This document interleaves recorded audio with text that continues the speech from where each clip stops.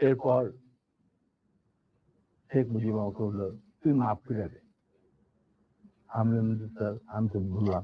Sir Sheikh Mujib কি কাউকে বোধহয় আপনি-টাপনি মানে অফিসিয়াল কোনো আ এগুলি মানত না, না? না, আমাকে তুই করে বলতো, কারণ আমার একটা পারিবারিক সম্পর্ক ছিল তো। না, উনি তো মাহবুবকেও তুই করে বলতো, গোলাম মোস্তফাকেও তুই করে বলতো, শফিউল্লাহকেও তুই আমি করে জানি না, কিন্তু আমাকে উনি তুই করে বলতো। আমি তো ওর বাড়ি থেকে যেকোনো সময় গিয়ে ডাকতে যাইতাম, খাবার খাইতাম বইসা।